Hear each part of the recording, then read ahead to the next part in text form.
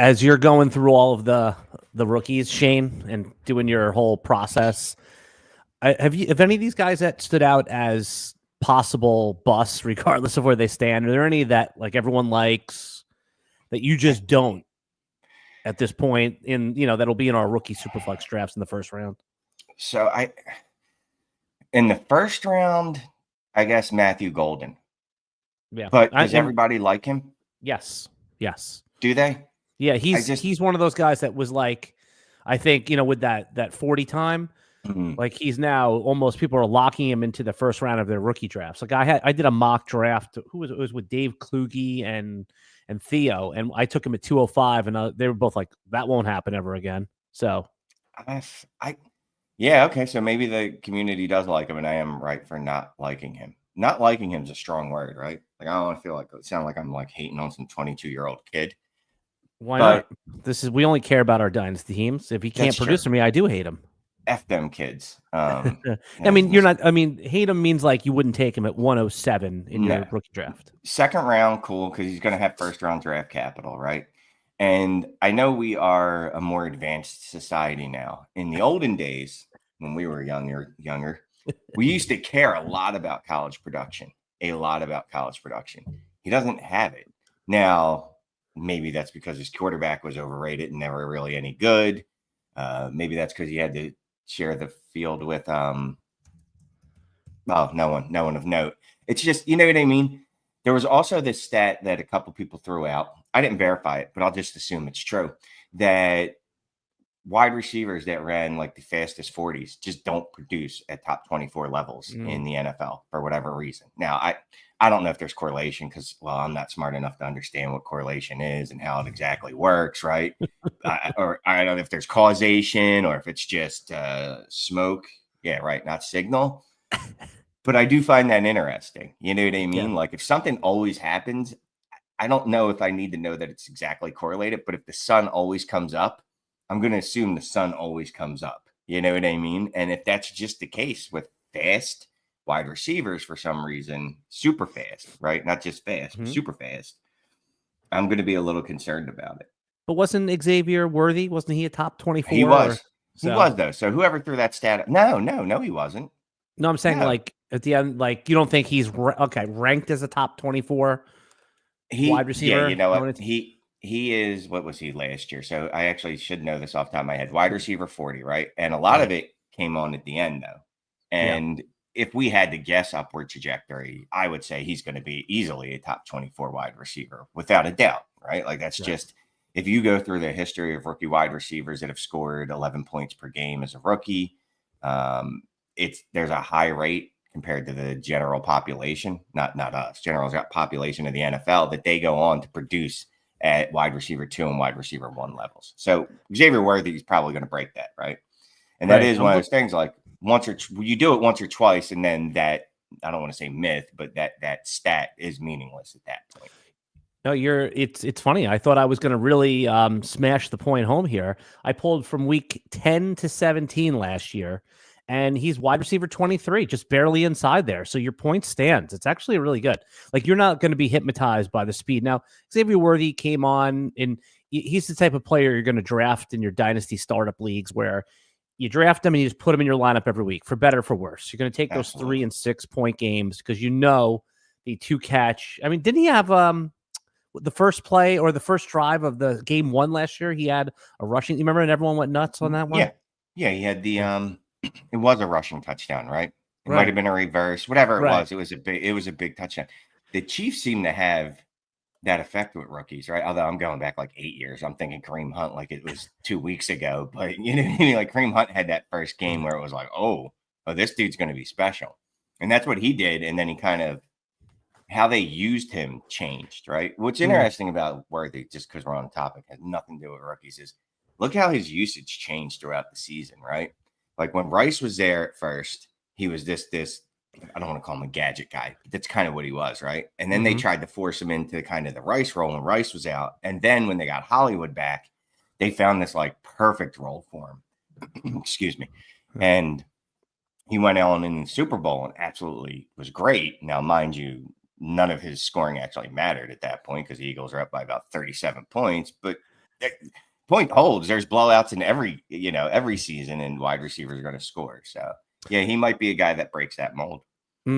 So Mathew Golden, that's a good one, right? Because there's, like you said, he'll probably, you could see him go. And by the way, did you notice that a lot of people just say every skill player is going in the first round now? Like, it's like a lot of these guys aren't going to go in the first round, right? Are they? Because remember, Luther Burden was a guy that was a no doubt about it first round NFL pick, let alone an NFL, fantasy draft pick. And I'd say the tide's turned on that. Like the longer this process goes on, to hear it from NFL scouts, I don't know if this guy's going to be drafted.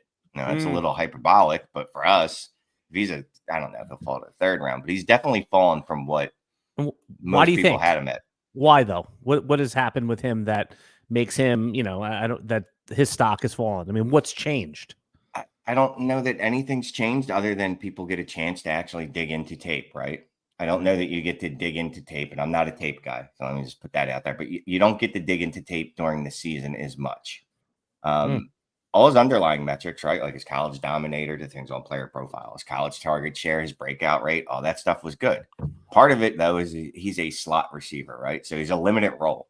There's only so much he can do, and so that limits the offenses he can go to.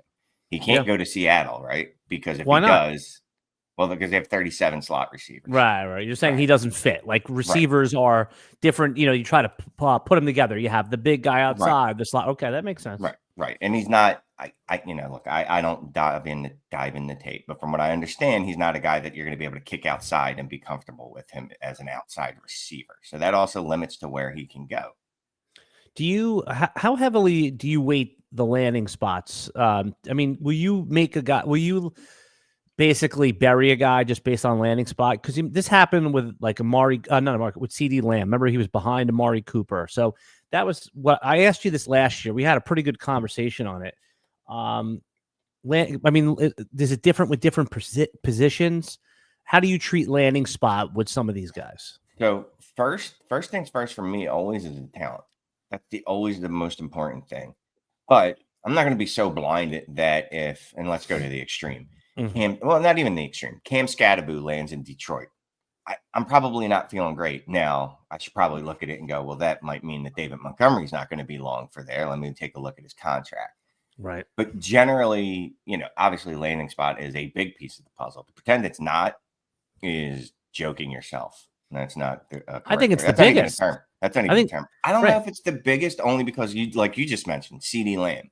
So if you were like, he's behind Amari Cooper, yeah, but he's a first top 20, 21 wide receiver in a deep wide receiver class, right? Remember, it was Ruggs, Judy, a bunch of other dudes, right? Really good class.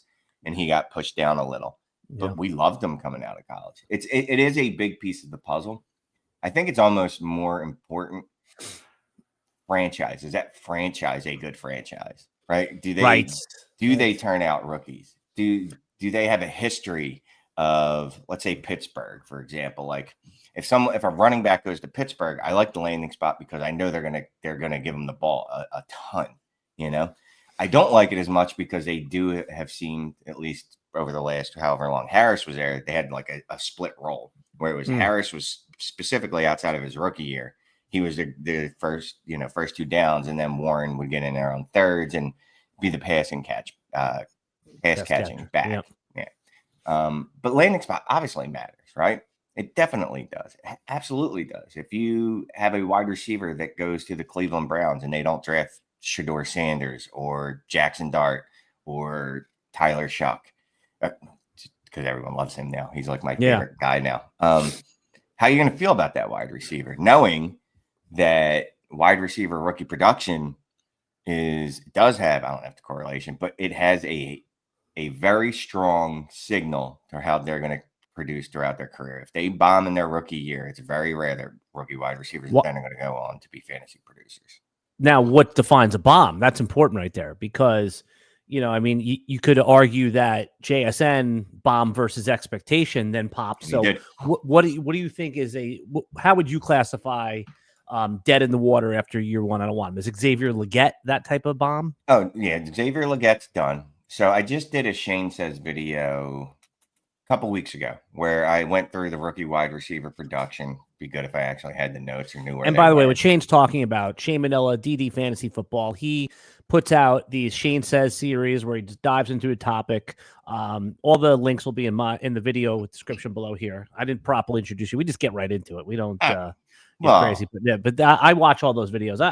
It's funny. I don't know. I should take that back. I listen to the podcast version of the videos. That's just how I consume. But yeah, no, those you're on to something here with this series. So keep it up. Side note. Appreciate it. No, you're on to something. And just for anyone that doesn't know, me and Alan have history together, right? We did a show last year, obviously, but we also did Dynasty Trades in 5 together for a few months, right? A couple months, right? Which where I would host. We'd go over one player, 5 minutes. You, Scott, Connor, myself, and just kind of give both sides of a trade or a player. But yeah, that was fun. That was short lived, but it was fun. We had some good laughs during that. And you go check that out. That's still up on the Dynasty Trades in 5 YouTube. I'm not there anymore. Scott's not there anymore. You're not there anymore. But the videos will live forever. Forever. You think those trade videos are still relevant? I mean, they're last year's. Yeah, man.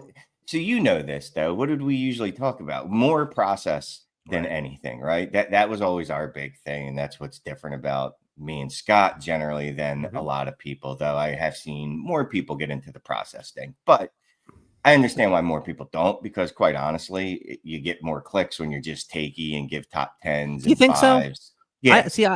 Okay. Because I get so bored by the player takes. I mean, we're talking about players here just because we're talking about it in context. Like we're going to have to make some rookie picks coming up in 5-6 weeks here. So there's some, but there's a process conversation to be had around here, right? Like I think that some of the tried and true ones are don't trade up for a wide receiver, right? Take the wide receiver that falls to you. Like these are things that have worked out in the past. So so you think just like, hey, these wide receivers will bust. Those are like a little bit more. You're going to get the higher clicks. Okay, that's fair.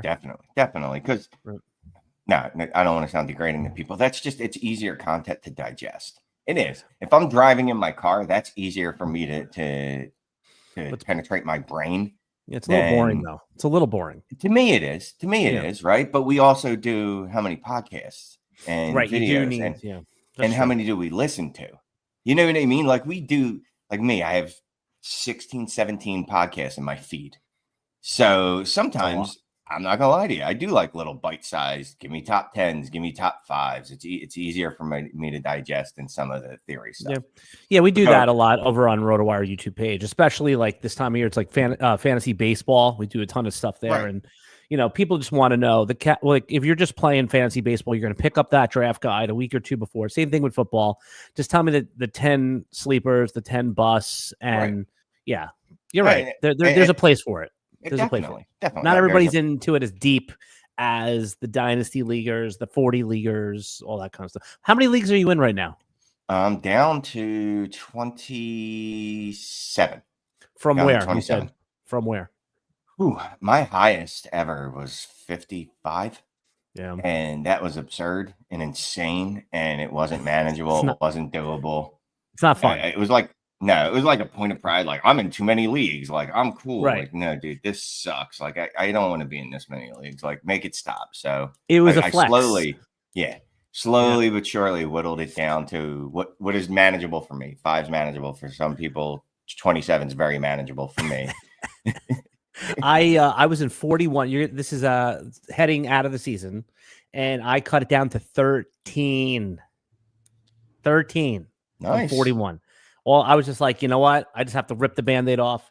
It was making me miserable. I mean, it's like you're setting your lineups on Thursday to put your Thursday guys in there. Then you have to go over it again on Saturday when the first run of injuries comes out, right? And then because you don't want to spend all Sunday doing it either. And this way on Sunday, you could just comb through the leagues and pull this guy out. Last minute injury here. This guy's getting a start. It was an hour and 15 to hour and 30-minute process every time I had to go through 3 times a week. It was horrible, like really horrible. So I'm hoping 13 is the right number. I didn't do any startups yet this year. Maybe I'll do one just because startups are fun, but I don't know, man. I'm starting to think, is startup drafts worth having to manage the damn league? There is that. And that same thing, like I would do the same thing. I'm setting it Thursday morning. I'm tweaking it Friday. Saturday, I'm tweaking it. Sunday, I'm like, all right, dear God, please don't let there be any injuries. Right. And it just, it got to be too much of a grind. Like I said, 2027 feels like the sweet spot for me. Yeah. You know, like 30 really at the most. Did you use the auto sub feature at Sleeper at all? To me, it was like a novelty, and I never used it after, like, you know. I used it maybe 2 or 3 times. Maybe 2 or 3 times where it even came into play, to be quite honest with you. Yeah, for anyone listening, there's a function on the Sleeper app, which a lot of Dynasty leagues are held. You can put someone as an auto sub. So say you had, you know, Joe Mixon, you could put Dameon Pierce as his auto sub. If Mixon gets scratched last minute, it would automatically put in Pierce. So good idea. Just don't know how useful and practical it was. No, I mean, look, it's probably more useful for folks, for people that are in like 5 or 6 leagues, maybe, I guess, that are hyper focused. Although I guess it could be good for people that are in a lot of leagues and you're like, I don't want to have to worry about this injury decision. Me, I'm like, I'm waiting until the last possible minute before I'm even thinking about taking a guy out. But I guess that's the point of it, right? You could just go, well, I'm going to auto sub him. But as long as the guy's starting and he's a hammer, I'm generally just going to start him. Like I'm not going to sit T. Higgins last year on the bench or 2 years ago. If Jamar Chase has got a sprained toe and they're not sure he's going to play, well, then they play him. Well, I'm not sitting him because he has a sprained toe. I don't care. I was talking to a guy yesterday that sat T. Higgins with the 40-point game in the fantasy playoffs. I don't know the context of that, but where are you on Shedeur Sanders? Is he? Do you think that he's got bust potential here? I mean, for fantasy football, you know, I mean, because even if he's like a little below average quarterback, I mean, he still can get you 14, 15 fantasy points a game. That's not terrible. I think that the expectations for him are so tempered that it'd be hard for him to be a bust. I think there's people rooting for him to be a bust, which is one of the weirdest. This is one of the weirdest. I know. I just listened to Move the Sticks, and they had an interview with his pop, and then I just listened to Dion. Yeah, and then I just listened to NFL Daily with I think it's Greg Rosenthal and a couple people, and they introduced Shedeur. And every time that kid talks, I'm like, I like this kid. Of course, he's poised, he's articulate, he's smart. He cares about his teammates. You know what I mean? Like he just seems like the type of kid that I would want leading my franchise from that standpoint. Where do you think he's got a better shot for fantasy football success, Cleveland or Giants? Man, because I think one of those teams are going to take him. It's probably got to be the Giants because he's not off Lake Erie. Right. Though I guess the Browns are building a quadruple billion-dollar stadium that's going to be indoors or at least covered. So maybe that won't matter too much. Also, they're going to be inside. The Browns are going to have an indoor stadium. Yeah. They just released a little video of it. Wow. Didn't really show much. It was, AI generated. And, but yeah, it's going to be apparently glass enclosed. Very cool. Which franchise is less worse? I would say the Giants at least have a history of being like good in the last 20 years. Right. I guess the Giants. I mean, you have Malik Neighbors in place, which that helps a lot. Because for all the crap that Joe Shane took for letting Barkley walk out the door, it really was the right move for the Giants, right? I mean, when you think about it, you don't pay a running back that much money on a second contract, especially one that's been perpetually injured. I understand what happened, dude. I'm an Eagles fan. Duh. He great for the Eagles. When they signed him, I'm like, I wasn't Nick Wright levels of stupidity, but I was like, this isn't a slam dunk. Now, looking back, you're like, yeah, you know what though? You've seen what he did, and he's productive enough behind a really bad line with a really bad quarterback. Imagine what happens when he gets behind one of the best offensive lines in football with the world, a great quarterback. All right. Above good, good to great quarterback. Like it could hit. Barkley's the guy. Like he's that type of player you add to a team that's one player away. I mean, that's so. Anyway, I mean the original part of the question was Sanders. Like I think he'll be good, right? At least they have the Giants have Malik Neighbors. They re-signed Slayton, right? Darius Slayton. Don't they have him still? He's a good NFL receiver. They actually paid him, so that's somebody that can get. Yeah, I mean, it's funny. They pay him, but then they never use him, right? I think So yeah, I would like him there. How about on any of those running backs that are going in the top? Do you think any of them? I mean, because everyone right now, oh, Marion Hampton, top 10 pick. He's just as good as Ashton Genty.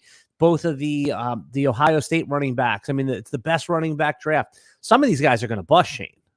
No. None of them? They're all going to be great? They're all going to be amazing? No.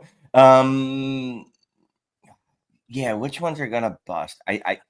This is where landing spot will probably matter, right? It's going to, because that's going to be the differentiating factor between probably Judkins, Henderson, and Caleb Johnson. Right.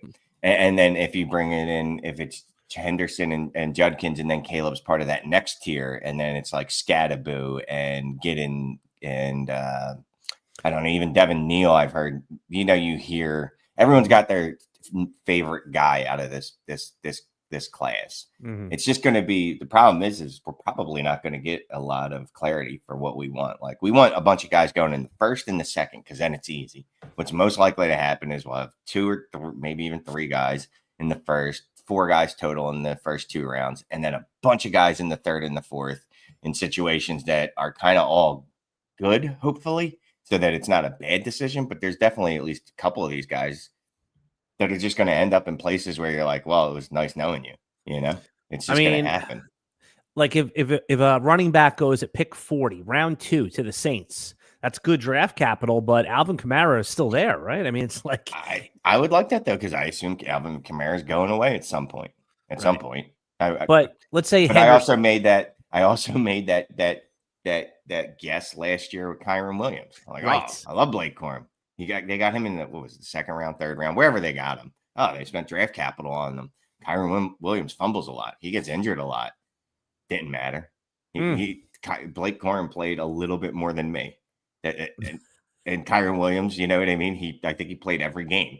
And his fumbling wasn't that bad. He's not explosive, but he got the job done. And the Rams gave very little work to Blake Corum. Same with Trey Benson. I'm like, James Conner's old. He's injury prone, although he's actually been healthy the last few years, although he didn't get injured towards the end of last year. But anyway, Trey Benson got no run whatsoever, right? And Emil, I can't even say his name. I call him Giuseppe. Giuseppe DiMarcado got some run last year. You know what I mean? Amari, yeah. Right. Nope. Oh, I thought Benson ran away with it. So, yeah, those are all good points. How about the tight ends? Like, tight ends, sometimes they take time to develop, and some of them just never get there. Are there any the 2025 tight ends you'd caution dynasty managers about overdrafting? Loveland or Tyler Warren, taking them in the first round of your rookie draft. So let's assume a small tight end premium. Small tight end premium. Look, 1.5. I don't even know if that moves the needle for you, but it doesn't. But Warren and Loveland feel like they could be such a positional advantage. Warren, everyone's pointed this out. It's a little disconcerting. As time's gone on, I've come around to this. It's disconcerting that he didn't hit until his 5th year senior, when he's 2 to 3 years older than everyone else on the field. That always is a little troublesome. Fannin, obviously, there's concerns about him. Oh my God, I'm looking at Keep Trade Cut. Do you know where they have Warren right now? Not in the rookie rankings, in the overall tight end rankings. I will say, let's see. It's got to be Bowers, Trey McBride, then Warren. Also, okay, 4. They have Laporta above him. I mean, that is Sam Laporta. Yeah. I just forget all about the guy. Yeah. I mean, he kind of stunk last year, Laporta, but Laporta smashed towards the end of the year, though. If you look at his last 7 games, he hit. Like, he's a guy that I've been trying to get, hoping people didn't notice that when they just look at the points per game overall. And also, if you took him in the second or third round of like a redraft league, you may not have made the playoffs, because he really was a drag on your team. You were collecting low scores. I'm just looking him up, look at that game log while. So how about Loveland? If he goes to a favorable landing spot in the first round, do you think he's automatically like a top 6 or 7, or do you think he's more like, basically, I mean, these tight ends, we love them, but it's like they're more likely to bust than not. Yeah, the smart play is just to go get David Njoku and Evan Ingram and some of these other guys, George Kittle, that are older. Sam Laporta, if you can get him. Hell, pay up for Brock Bowers, because he hit. He's going to continue to hit. Pay up for Trey McBride. It's such a risk taking these guys, because, look, how many no doubt about it tight end prospects, top 10, like going back to like Eric Ebron. I know I'm old, but like that was a top 10 NFL draft pick. And that dude was nothing but disappointment. And there's a bunch of wide receivers in that range. That said, I'm a little risky. And I play in mostly 2.0 tight end premiums, 1.75. So you can guarantee that Warren and Loveland are top 5, top 6 in consideration for me. In a 1.5, where the reward's not as high, but the risk is just as high, probably a little lower, And I actually think I'm coming around to a lot of people think that Loveland might be the better dude. And I'm starting to come around on that. You weren't kidding here. I just pulled weeks 10 through 17. Here, I'll maybe make it 10 through 16 just to. No, 10 through 17 was better. Sam Laporta was tight end 5, 14 points per game. Yeah, no, you're right. That's in my mind, he was terrible. So that's actually, you just said, I'm hoping some people will think that he's movable. Like people will trade him, especially if you get like maybe an Njoku back or someone like that. But you like Evan Ingram? You like where he landed in Denver? Yeah, and just the only reason I knew that about Sam Laporta is I do a series called Follow the Volume for DD Fantasy Football. I did it on the site 2 years ago. Last year, I did it just for our patrons. This year coming up, it might go back up on the site, I think. So, like, I would just dive into, like, anything that caught my eye in a bunch of different, look, I'm trying to fill 16, 17, 1,800 words, just looking through some volume stuff. So, yeah, you start to pick it up. Yeah, is that his Joker? I hate people saying that. I know. It's so dude, it gives me the record. It gives me the douche chills when people say Joker. Yeah, can we redact that from the record, please? Just go back and edit that out that I said Joker. No, I like mean, you said it like goofing. Yeah, I agree. I like Sean Payton. I mean, that's I've liked Ingram forever, like obviously going back to he came out with David Njoku and OJ Howard. And that was a class that we thought was going to set the world on fire. And then, and OJ Howard. You talk about Warren and you talk about Loveland, and it's easy to go, well, these guys are going to hit. Dude, go back to that Evan Ingram class because we were talking the same way. I forget how it was Kittle in that in the 5th round. Yeah, I mean, I'm not sure if he was hurt coming up, but yeah, 5th round. I mean, it wasn't even. So he wasn't even in the conversation, but it was Ingram, OJ Howard, and Njoku, and all these dudes. We were like, oh no, these are no doubt about it. These are guys that are going to change the tight end landscape, and they didn't. It took Evan Ingram. Obviously, he had a great rookie season. Then he went some injuries, and he had to move teams. But it took a while for him to really hit. And Njoku, it took forever, you know. And OJ Howard, pretty sure has been out of the league for at least, I don't know if he's been in the league this decade. The OJ Howard thing, I think I reached up and took him in a single PPR league for tight ends. Big, fast, like dude, there was so much, but all of them, there was something to love about them, and that's just a kind of a horror story to keep it in mind and perspective on Warren and Loveland.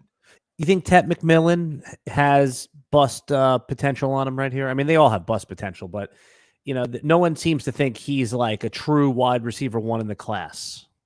So he is. I don't think he's got. That's why he can't bust to me. If you set your expectations as this dude is going to be at best a wide receiver 2, fine. Now, a top 24 wide receiver. He's not going to be a top 10, right? Okay. Which is, look, that has value. Look, if you hit on a top 24 wide receiver in every rookie draft you did, you'd be doing pretty well. You have a ton of assets you could move. Yeah, people love to hit the home run. Like, you need a bunch of singles and doubles in your lineup, especially if you're like 3 receivers, 3 flex. Like, you play in a ton of leagues like that. By the way, that's a whole nother thing. I am now advocating for shallower leagues. I used to love deeper leagues. Start 13. When I say shallow, I mean 10. Start 10. That is like what I like now. I like 2 flex. So I do like up to 12. I do like 13 too. It's like if you lose a guy, your season's over. I mean, I know you have to trade and the impact. Think about the impact of one player on a 13 starters is less. I just like it because you can get a little more creative, but there is the fact that also like you're starting in some leagues, Khalif Raymond at the 13th position, and it's like, really, are we doing this to ourselves? Like, Jacoby in a league like that, like Jacoby Myers is like a coveted asset. That's the cool part about those type of leagues. Probably Start 11 is probably the sweet spot, right? Yeah.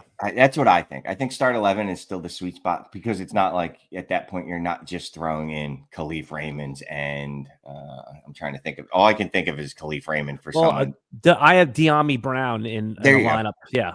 Like, and Right. I'm happy to have him. Like, it's one of those things where like most weeks it's going to be 2 catches for 26 yards, but he'll get 3 for 80 and a touchdown 3 times maybe with his new setup with in Jacksonville. God, dude, that's money. That's money. A player like that, like Alec Pierce in a start 11. Right. Oh, I love that dude. You know what I mean? Just keep throwing him in your flex, and he gives you 0, or he gives you a couple 20-point games. Here's the argument for us. The worst part about fantasy football, especially like shower leagues, is that you're making these agonizing, impossible start-sit decisions. Like, right? Yeah. Like you get start-sit questions all the time, I'm sure, in your Discord and online, Twitter, whatever, and they're asking you like 50-50 questions. At least with this format, when it's start 12-ish, those guys just go in your lineup and you don't ever take them out. Like if De'Ami Brown has 2 6-point weeks, he stays in your lineup because the next guy down on your bench is not even getting snaps. Mm-hmm. So yeah, pretty interesting. So Tet McMillan, you're in on as long as you say like he's a single, he'll get you 11 fantasy points a game.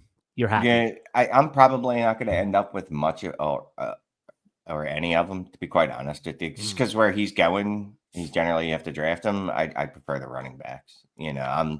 I like obviously Judkins. Everyone likes Hampton and Genty, but after that, like I'll take Judkins over him right now. Obviously, landing spot could change things. Travian Henderson over him. I play in a lot of PPC leagues. So then even that 5th running back might be a guy that I take over him if Tet falls at a 20.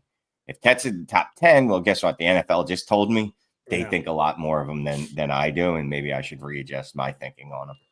Yeah, Travis Hunter in my brain, Shane, is going to be a wide receiver. Like I'm just until they say he's not, he is, right? Especially he goes to New England, that would be like the opposite, or even the Giants, right? If the Giants take him.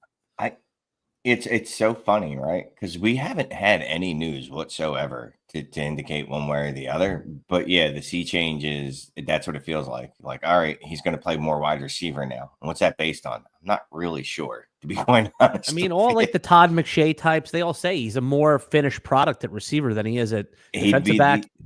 Easily the wide receiver 1 in this class. Like, I don't even think it would be close between him and Tet. And that's not a diss to Tet, but yeah. He's a fun one because like where do you draft him?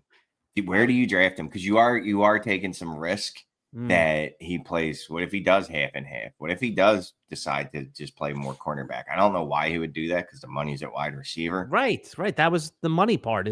That matters. I know he's got NIL, but and part of it's that, right? Like you're going to be rich either way. Do you want to be a little more rich at playing wide receiver? Like look at the money the wide receivers just got this offseason. So I don't know. I mean, although the cornerbacks just got paid too, although one of those contracts is fake. I forget which one. Right. You're talking about like the other one. So where do you think? Okay, let's go through this then. Let's try to figure out where Travis Hunter would go if he was a declared wide receiver. Okay, so number 1 overall, I'm sure most people are taking Ashton Genty, although I think Cam Ward should be in that discussion. It doesn't seem like he's in it right now. Super flex rookie drafts. Do we agree those guys are 1 and 2 or no? Wow, I was looking at my phone. Who's 2? Cam Ward. It's going to depend on need, man. I think the ADP is going to work out that it's going to be Hampton. I think the ADP is going to work out its Hampton. That's I think. So crazy that a quarterback is not going in the top 2 picks. It's a quarter. If Hampton gets 15 points a game, that's like a smash. That's like the floor of Cam Ward. You would think, right? But there's I'm rolling out this new strategy, whatever. It's just in a couple leagues. I'm just going QB2 is going to be whatever. Basically, like. I don't care. Like, do I really care if 20 points per game comes from a wide receiver or if it's a QB? Do I really care about the positional name? Of course not. Or a running back in this case. And do I know that or think that Cam Ward can get to that level? I don't know. 20? Again, that's not a lot for a quarterback. for a high end, for it is Yeah. actually. If you look at it, you know what I mean. Like last year, I think Kyler was 10 with like 18.4, something like that. And I Right. always use player profiler scoring. I know some other places are different than that. Although Fantasy Pros, I think, uses the exact same scoring. So I don't know who uses who there, but probably yeah, anyway. But I'm saying 18 points, 19 points. That's fine. Yeah, I mean, yeah, it's good. It's good. It's good.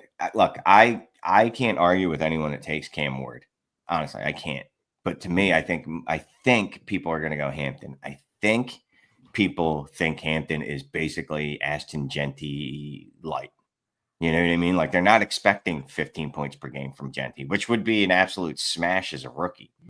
You know, but I think people are, I don't want to say Bijan because that's probably more Genty's range, right? But I think people think Hampton can get up to that. I don't know. Me personally, a lot of my quarterback rooms are already filled. And I'm not a guy that likes to have extra assets buried in the one position like that. Like I don't need 3. Let's say Cam turns out to be an elite quarterback. I don't want 3 elite quarterbacks. I'm fine with 2 and then using the other one as an asset to move. Now, you could trade him with that in mind too. So I don't want to be taking all sides here, which it sounds like I'm doing. I'm just going to take Hampton at 102, to be quite honest with you. But either way. Yeah, I see. I'm looking at a mock draft, and again, I'm sure it's different every mock draft. The mock I'm looking at here has Hampton going 20th overall to the Broncos. That's a good spot. Yeah. That's there's certain spots that people keep going to, right? Genty to the Raiders. Yeah, that does. Do you think that's that's a bad NFL pick though, isn't it? Like to take a running back. I know Bijan went high. I know Gibbs went high.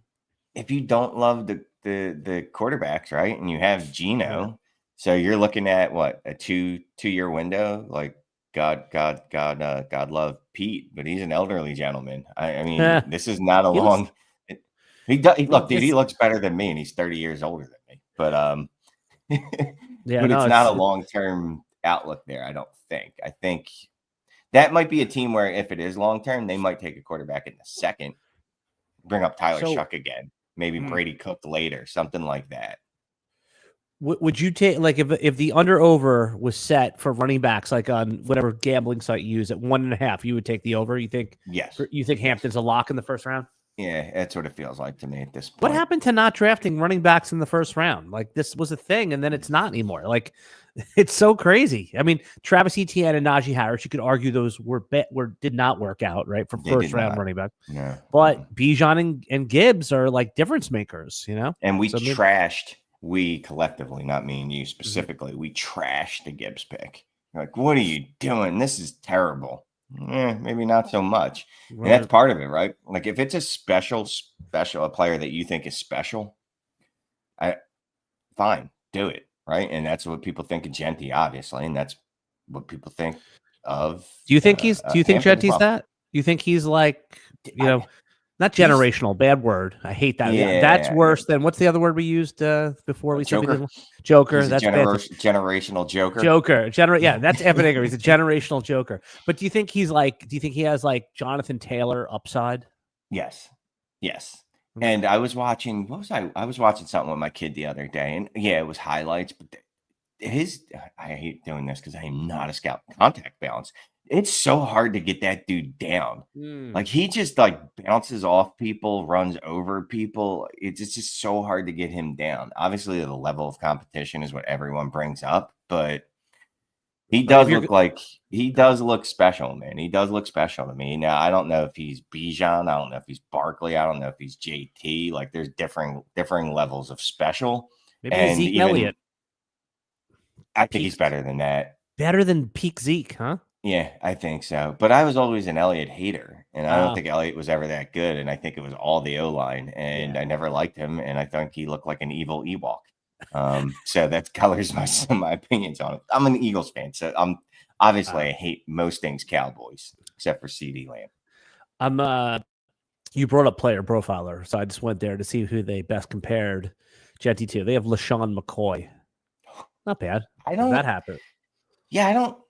Again, I'm just looking. I don't love that comp. I don't see that. Like their play styles are very different to me. LaShawn was closer to Barry Sanders. People Like I used to say that when he played, like LaShawn played. LaShawn was a very fluid, very twitchy, just different. You know what I mean? Different They're the player. Like same size LaShawn's. though. All right, then LaShawn should 5'9" probably you be in the said, Hall yeah. of Fame. He should Oh, be yeah. in the Hall of Fame. I don't know if he'll get there, but I think he should be. He was. You think closer so? You think Hall of Fame? Was he an all-timer, you He think? was dude. He was So good. amazing. Yeah. Now Yeah. maybe again, he probably won't get there because the end of his career was so bad. That doesn't matter. What I think you need to have three in the NFL, three like all pro seasons, you're in the conversation, right? All right, let's just, and this is terrible radio, but I got to bring up Shady, right? Just going to bring him up on player profiler. Let's look at a couple of his years here. We've got a 1,300 yard season. Well, overall 1,600 yard season, a 2,100 yard season, a 1,500 yard season, another 1,500 yard season, another 1,500 yard season. Yeah, he was a difference maker for fantasy football. You know, I mean, he was. Yeah, he was it was like a 3-year stretch where he was a top 2 or 3 pick. Yeah, in fantasy. Yeah. So look, whatever. He makes it one day, he doesn't. But I think he was. I think he was. But you think Jetty is more in that vein? He's not. You know, he's not. Saquon Barkley's probably an all-timer, right? Probably the best. He's generational. But where I think is Genty again, because I mean he's the obvious clear 101. I mean, actually, you know, I'm going to pull that back. I still think Cam Ward should be considered for if you have good running backs in your draft. I don't want to hear the words trade back, right? Because trading back, it's like impossible to trade back from like 1 to 2, right? Nobody's doing that unless you're willing to take literally whatever someone will give you. Like, hey, you're moving up, right? You're moving up for Genty. I want Ward. I'll take a third. Let's make it happen. Because meanwhile, if I'm just sitting there, I'm like, well, why don't I just wait and take Genty? Well, someone else can move up. But yeah. I mean, we had this debate a little bit last year, right? With Anthony Richardson, or a couple years ago, Anthony Richardson and Bijan. I mean, that's just saying go running back, man. Oof. I mean, that's great. That's the case for running back, correct? You mentioned Barkley, right? Mm-hmm. Barkley had that one monster year with the Giants, that his rookie season. Then after that, he's just okay. So even if Genty, it was Saquon Barkley, right? That doesn't automatically he moved from the 102. What's up, Rich? Yeah, Rich wrote he said that our statement was fake news. He's fact checking us that he moved from 102 to 101. I'd be curious to what Rich had to pay for that. Yeah, what did you have to pay for that? So it does make sense from this. Or was it a fan league and he's pressuring one of his fans, his followers? That's probably some nerd that's like, oh, it's Papa Nerd, whatever you want, Papa Nerd. Matter of fact, late 26 first. Wow, that is conviction. Now I need to know who he did it for. Right. But you do put that out there. Like, guys, I'm planning on taking Cam Ward. So if you want to get Ashton Genty, send your best offer to me. So you probably could get more than a third. You could. Yeah. Right. Yeah. I'm just saying, like, at very minimum, you got to have. I did that last year. The guy wanted, I forget the exact circumstances, but it was between Caleb and Marv, right? Like I moved back. The guy gave me like a third. I was like, because I didn't care who I took there, Caleb or Marv. Should have just taken Jaden Daniels. Damn it. Ugh. Hindsight, man. Hindsight. Yeah. Do you think there's any CJ Stroud risk with Jaden Daniels? And what I mean by that was, CJ Stroud was going like 101, 102. And then it just, for fantasy football, he wasn't even, what was he, like QB 18, something like that. I don't have to. Yeah. Do you think there's any risk with that with Jaden Daniels? No, because their skill sets are different. The problem with Caleb for me was always that he has no rushing ability. With CJ Stroud. Take that back. With CJ Stroud, he doesn't run. He has the ability. Like, you saw it in the Georgia game. You saw it in, I forget, one of the playoff games. Like, when he wants to, he can run, but he prefers to stay in the pocket, or at least he prefers not to take off. Like, dude, just take off once in a while, please. It was the same thing with Caleb last year. Like, I was so mad, like, anytime he didn't have at least 4 rushing attempts.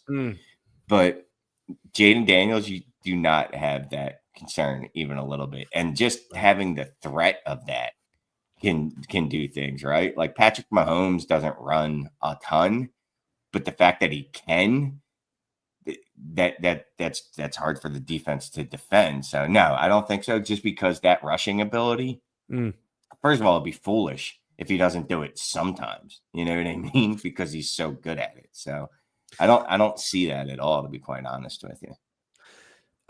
So we were talking about AI earlier before the lights went on and how to use like Grok or Chat GPT. I'll give you another one. We're just talking. When you come on, we just talk. I don't send you a show sheet. We don't do any of that stuff. We just kind of just talk. But what I did, I think this is the future of show sheet podcasting. I said, this was the prompt. Hey Grok, I'm doing a podcast about Dynasty fantasy football with Shane Manilla.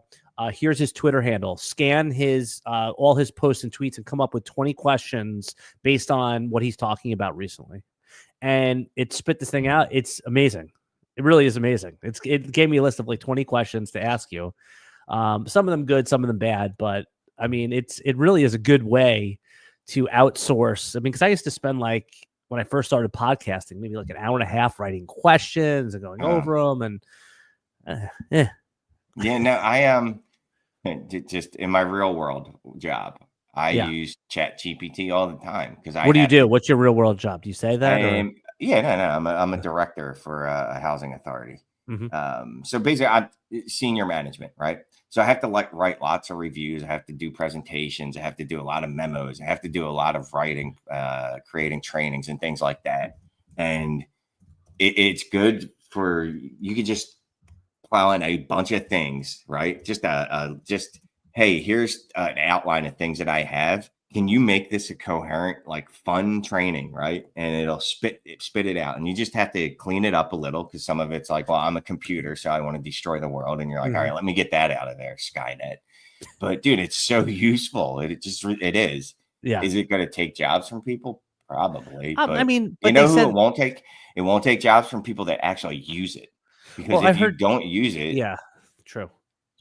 No, there's this. I heard two good like pushbacks on that. So what they said was it'll change jobs. Like every, I don't want to say grunt worker, but everyone that's like in the trenches going through this data, everyone's going to be a manager, right? And then you're going to manage like 10 AI bots, right? So the lowest level of worker will be manager when AI really flourishes. I thought that was a good, interesting way to think about it. And the other one was jobs always change. Like when the tractor was invented, for people that that were picking crops by hand, those jobs went away because industrial farming. It's like there's always technology is always gonna get rid of some jobs and it's gonna add others, right? I mean, you're always, and especially creative types, right? Like you do a lot of creative work.